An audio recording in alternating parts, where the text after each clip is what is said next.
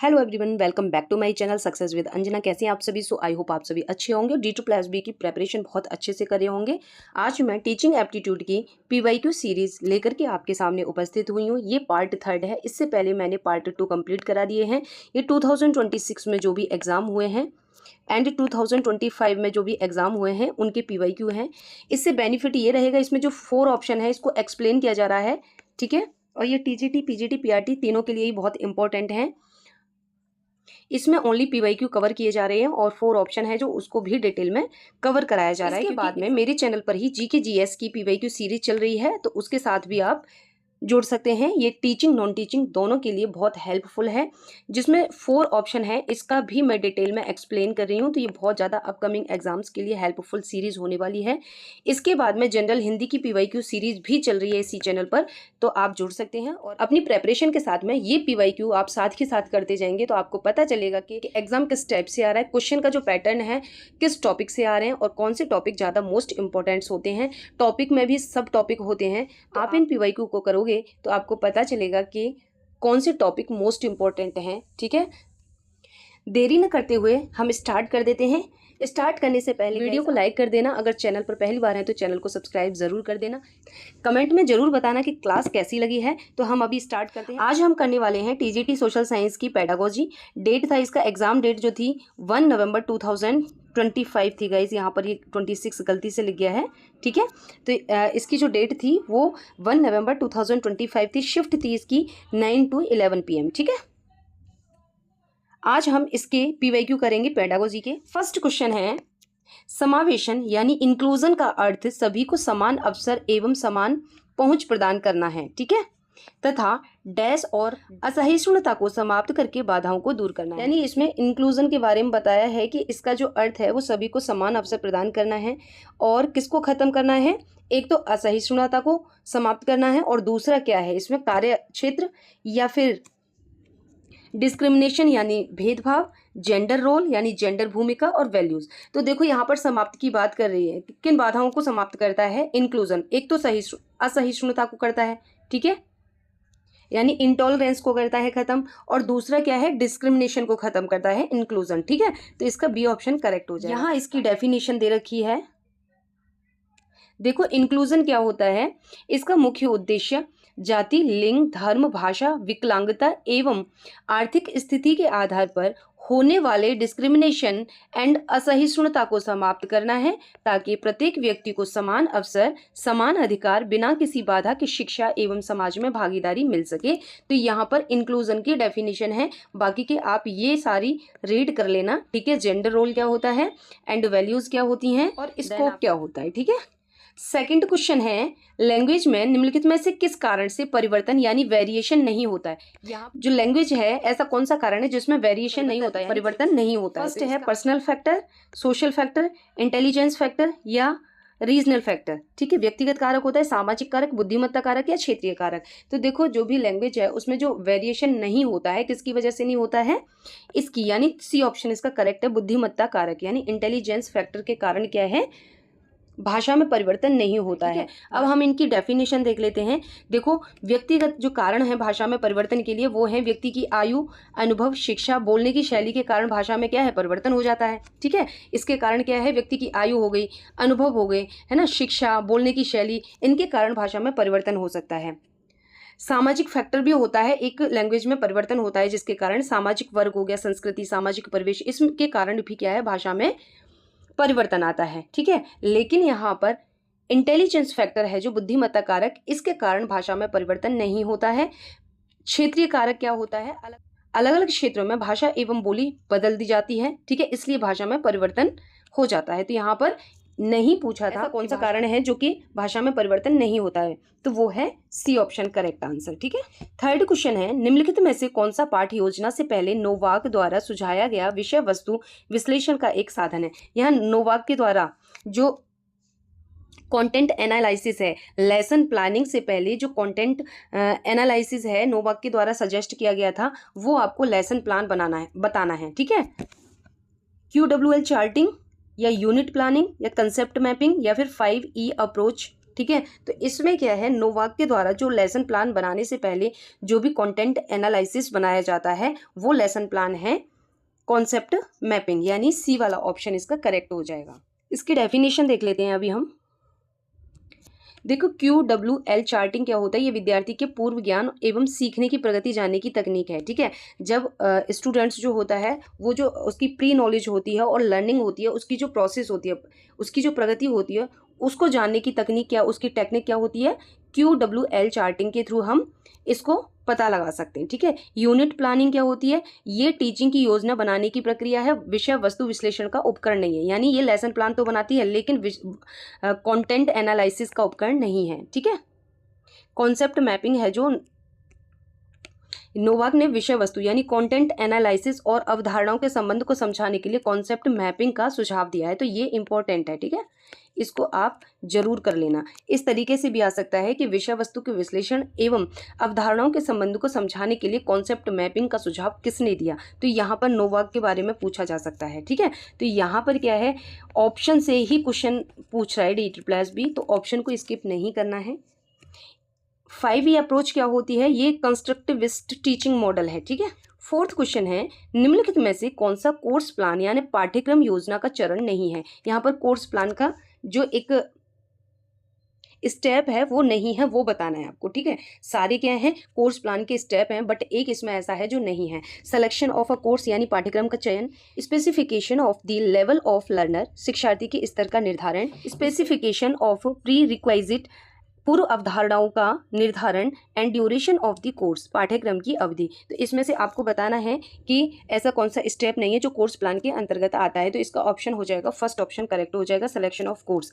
यहाँ पर क्या है, कोर्स प्लान बनाते समय करिकुलम पहले से ही निर्धारण होता है, इसलिए इसका चयन कोर्स प्लान का चरण नहीं है। ठीक है, ऑप्शन करेक्ट हो जाएगा। हम इसके ऑप्शन देख लेते हैं डिटेल में। देखो यहाँ पर सिलेक्शन ऑफ कोर्स है कि कोर्स प्लान बनाते समय पाठ्यक्रम पहले से ही निर्धारण होता है। ठीक है, जो करिकुलम है वो क्या है, कोर्स प्लान बनाने से पहले ही क्या है, चयन कर लिया जाता है। ठीक है, इसलिए ये क्या है, कोर्स प्लान स्टेप नहीं है।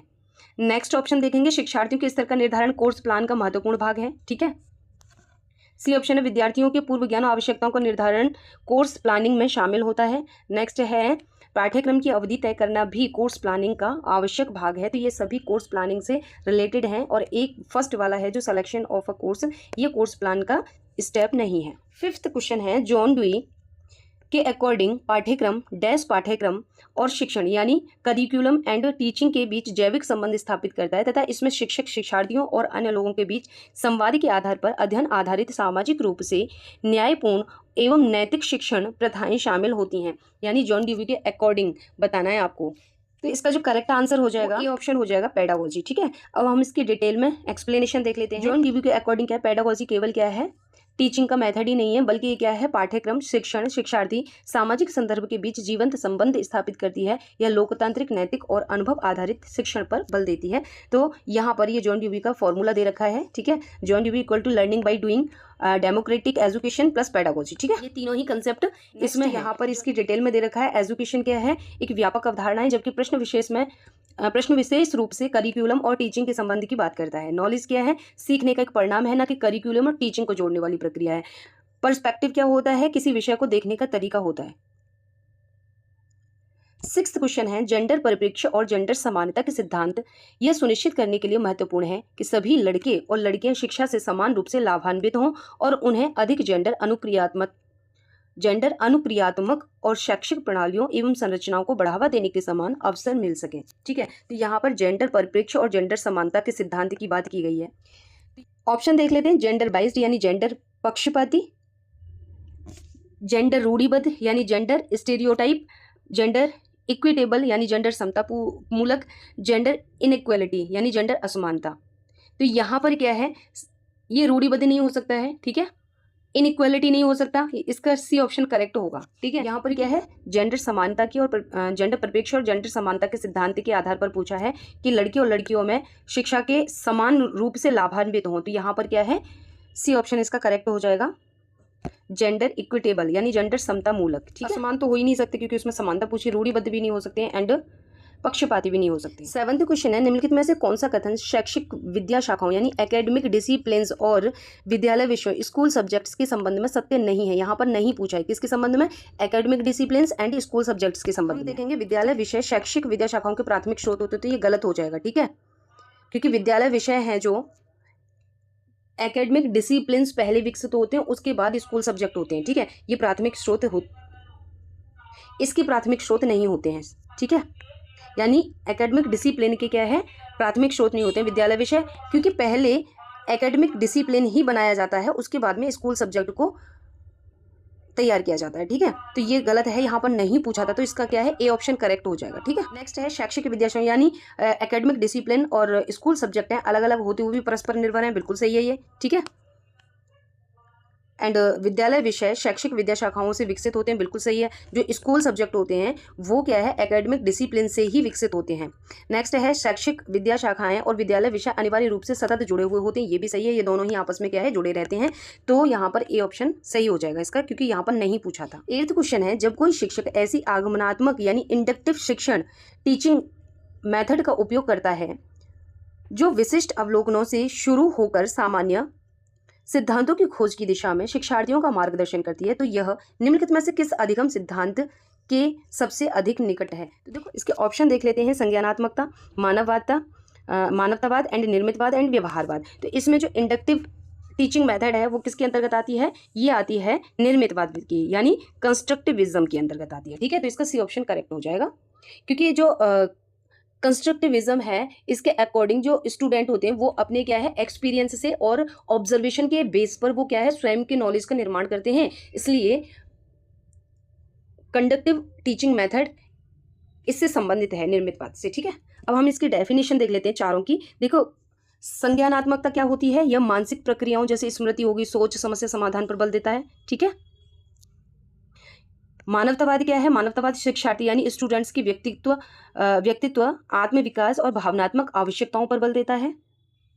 निर्मितवाद क्या होता है, जो स्टूडेंट्स है वो अपने अनुभवों और अवलोकनों के आधार पर स्वयं ज्ञान का निर्माण करता है, इसलिए आगमनात्मक शिक्षण पद्धति इसी सिद्धांत से सबसे अधिक संबंधित है। व्यवहारवाद क्या होता है, सीखना उद्दीपन और अनुक्रिया पर आधारित है, ठीक है। तो यहाँ पर ये 4 ऑप्शन है जो चारों ही ये बहुत इंपॉर्टेंट है, इनको आपको पता होनी चाहिए कि निर्मितवाद क्या होता है, व्यवहारवाद क्या होता है, संज्ञानात्मकता क्या होती है एंड मानववाद क्या होता है, ठीक है। ये सब पता होनी चाहिए आपको। 9th क्वेश्चन है, शैक्षणिक भाषा यानी एकेडमिक लैंग्वेज का निम्नलिखित में से कौन सा घटक वाक्य की संरचना सेंटेंस स्ट्रक्चर से संबंधित है? यहाँ पर एकेडमिक लैंग्वेज की बात कर रहा है, इसमें से बताना है जो सेंटेंस स्ट्रक्चर से सबसे ज्यादा क्या है, जुड़ा हुआ है। सिंटैक्स यानी वाक्य विन्यास, वोकैबुलरी या फिर लैंग्वेज फंक्शन या फिर डिस्कोर्स यानी विमर्श और प्रवचन। तो देखो वोकैबुलरी नहीं हो सकती है, ठीक है। एकेडमिक लैंग्वेज में जो सेंटेंस स्ट्रक्चर किया जाता है वोकैबुलरी, ये तो एक क्या है, इसमें क्या है, शब्दों का भंडार होता है वोकैबुलरी में, ठीक है। भाषा का कार्य ये भी नहीं हो सकता, ठीक है। भाषा का उपयोग जैसे सूचना हो गया या प्रश्न पूछना हो गया, तर्क करना हो गया, वो क्या है, वो भाषा लैंग्वेज फंक्शन का काम होता है। और डिस्कोर्स जो होता है इसका संबंध किससे होता है, अनेक वाक्यों या पूरे पाठ का संगठन, ठीक है, वो होता है प्रवचन या फिर विमर्श। यहाँ पर ए ऑप्शन करेक्ट हो जाएगा। सिंटैक्स क्या होता है, वाक्य विन्यास क्या है, ये सेंटेंस स्ट्रक्चर का घटक है एक एकेडमिक लैंग्वेज में। 10th क्वेश्चन है, भौतिक संसाधनों यानी मटेरियल रिसोर्सेज की नियमित उपलब्धता सुनिश्चित करने की रणनीति में निम्नलिखित में से कौन सा शामिल नहीं है? यहाँ पर पूछा गया है जो मटेरियल रिसोर्सेज होते हैं इसकी उपलब्धता के लिए सुनिश्चित रणनीति होती है, और इसमें बताना है कि जो नहीं है वो वाला ऑप्शन बताना है। उद्देश्य होता है क्या, समयबद्धता यानी प्रॉम्प्टनेस, कम्युनिटी यानी समुदाय, क्लैरिटी यानी स्पष्टता। तो इसका क्या है, फर्स्ट यहाँ पर नहीं पूछा है, यहाँ पर नहीं पूछा है, तो इसका फर्स्ट ऑप्शन करेक्ट हो जाएगा। पर्पस नहीं हो, पर्पस क्या है, किसी योजना का उद्देश्य बताता है, ठीक है। लेकिन क्या है, संसाधन जो हैं, लेकिन संसाधनों की नियमित आपूर्ति की रणनीति का प्रत्यक्ष घटक नहीं है। समयबद्धता है, समयबद्धता है भी होती है क्योंकि समुदाय की भागीदारी के और सहयोग से ही संसाधनों की उपलब्धता होती है। नेक्स्ट है क्लैरिटी, क्लैरिटी भी होती है, भूमिकाओं हो गई, प्रक्रियाओं और आवश्यकताओं की स्पष्टता संसाधनों के प्रभावी प्रबंधन में सहायक होती हैं, ठीक है। हम इनको डिटेल में कर लेते हैं।